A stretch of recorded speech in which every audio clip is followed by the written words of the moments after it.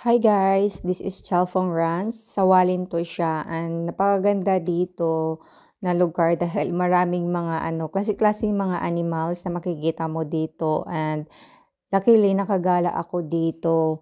And then may entrance fee siya. And then sobrang lawak nito sa loob kasi nga ranch siya.